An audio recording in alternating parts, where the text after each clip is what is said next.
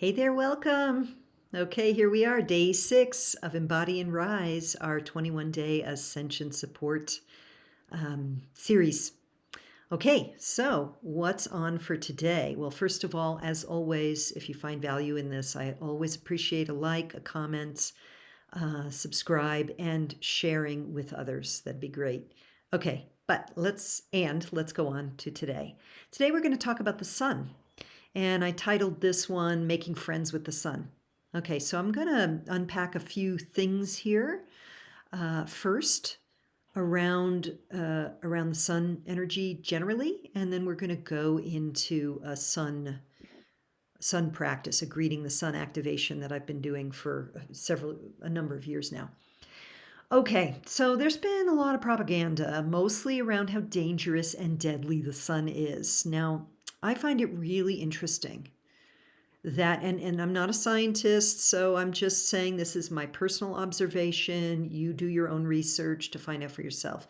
But it does seem to me that there's been a lot of dis-ease with the skin, including the C word, that has expanded and correlated with the rise of that stuff we put on to protect ourselves from the sun. You know, those products made of petrochemicals, synthetic dyes, perfumes, and other industrial byproducts. Maybe it's just me, but it does seem to me that if I think in history, if we think back even to the history we know, how long has that cream for the sun we've been putting on been in existence? And why is there so much of that skin disease now? Has it always been that way? Just saying. Okay, anyway, when we look to our human ancestors, those who lived in climates with lots of sun had darker skin, while those who lived in climates with lots of cloud cover through a lot of the year had more fair skin and lighter eyes generally. It's not a coincidence. Everything makes sense here. This is a perfectly designed planet for the human body. And of course, we don't live in those times where we're just in one place. We can move around. And sometimes we do have to acknowledge the mightiness of the sun, especially in these times, and protect ourselves accordingly so we don't get too much at once, burn the skin, etc. Now, this from a woman who was in that generation where we'd put on baby oil and put take like tinfoil and put it over a double record album and stick it under our faces. That's what we were doing when we were teenagers. Okay, I don't recommend that. And I'm not a dermatologist. So my intention is not to give advice here, but it is to bring up the inquiry. We know that the ancients recognized and leveraged the power of things like sun gazing, for example, very early in the morning, right before basically sunrise and sunset. And you can do a little search on sun gazing and learn from those who know how to do it now. It's not my expertise. But using the light of the sun for spiritual awakening and spiritual growth. The light, organic light, actually, it's not just our visual eye cortex that sees it, it's the third eye, the pineal gland, which apparently has a lens in it, like our eyes have lenses. So there is something about the sun that doesn't just assist in life. You need the light and the water and the earth to grow plants and to grow humans. The sun is an activator of consciousness. And now, at this time, and I'm recording this in 2025 when we are at solar maximum, the sun is playing a very important role in assisting our ascension through the codes and the plasma that is just bathing our planet. Now, there's more than just solar plasma that's coming in, but that's one of them. So I want to talk about this a little bit, and I do have some notes for this one. Those who run the global government behind governments, not individual, supposedly sovereign nation states, but behind them, are now starting to come out and straight admitting, or they're getting their governmental puppets to admit it, that they aim to block the sun. I mean, can you really think of something more ridiculous than that? Oh, of course, they have all their reasons, but just taking a breath and letting go of the minutiae details that are disconnected from gnosis Is there anything you could think of that's more ridiculous of a proposal than, oh, we got to block out the sun? Of course, there's a whole story and marketing propaganda campaign around that about, I'm going to call it sea change, C, the letter C, sea change. You know what I'm talking about. The sun is not our enemy, and the sun cannot create, destroy or burn, blow, what do you say, like fry this planet. That is ridiculous. Nor can the gaseousness that come from cow farts and vehicles. Now, I'm not saying we can't do better with vehicles. That's not the point. The point is that this whole notion of change at the level of Earth that is climactic, the climate, there is a lot of propaganda, a lot of misdirecting or taking a phenomena and putting it slightly this way in order to spin a narrative that will serve a purpose that ultimately has to do with getting rid of petrochemicals that they can no longer dump in bodies of water, for example. Okay, and then the other agenda of that is keep the light from the third eye, keep the people from waking up. Keep the light from the third eye, keep the people from waking up. So the Earth's energy, the weather, the thing that we call climate, does change over geologic time. And so does the sun. So, however, this idea of extinction is a fear-mongering narrative that is propagated by those who have an agenda to keep us from third eye awakening, and is supported by those who are not yet having a third eye awakening, who are very based in the 3D density and see solutions to problems only based in 3D solutions, physical solutions. Oh my gosh, we're going to burn up because of the increasing heat, and we're all going to die, and therefore we have to do something drastic, like play God and block the sun. So it's up to you to do research on this if this isn't landing, but I have a feeling if you're here, you already know that this is baloney. So what was I going to say here? The about to go to sink because of the change. Yeah. So this idea that the only way we can save the planet is by poisons created by men, I think is a little bit like the same as we're going to save ourselves by dogmatic religions that put fear, make God fearful and hateful and revengeful, that were invented by men. Not trying to throw men under the bus here. We just know who makes these decisions for the most part. Humans, let's just say humans. Okay, so it really is time for us to release our fears of the source of life here on Earth. We have Earth, we have water, we have fire, and we have air. And the fire is from the sun, the original fire. The sun is actually bringing us light codes for our ascension. The light is waking us up from our slumber of separation, disempowerment, and disconnection from our true inner power as divine creator beings. So, no wonder those who've benefited from our sleep want it blocked out. So in today's practice, we will offer a salutation and energetic invitation to the sun. And it is best to do this in the morning, bare feet on the earth, but anytime and anywhere is better than nowhere at all.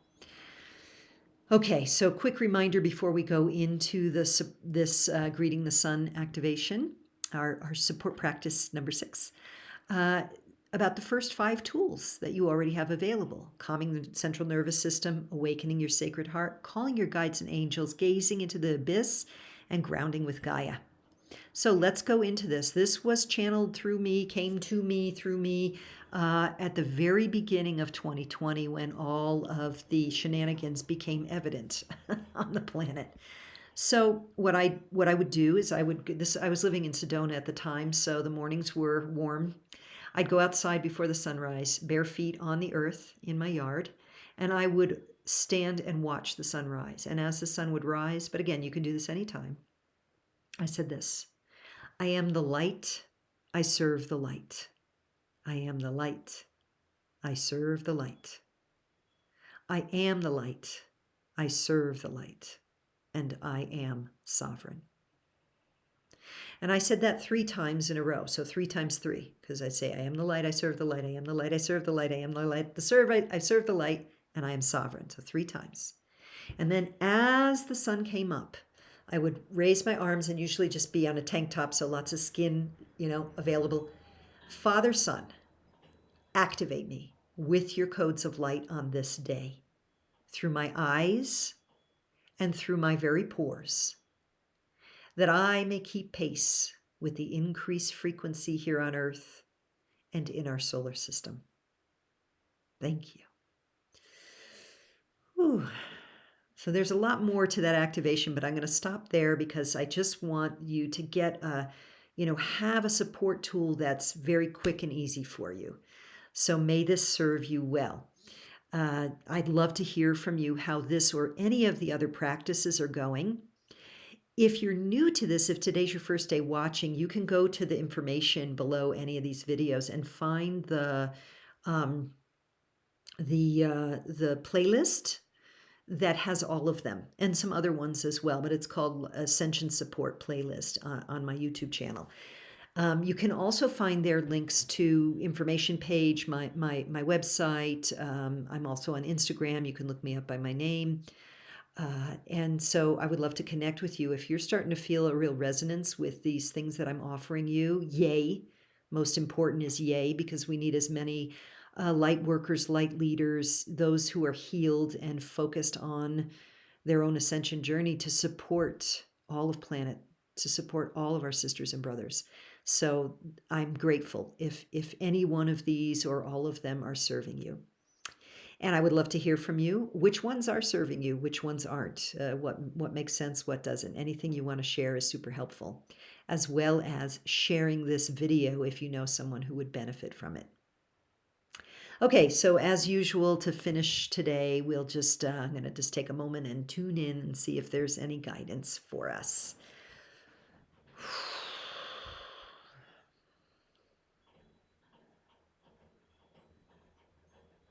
So our ascended master teacher Jesus comes in.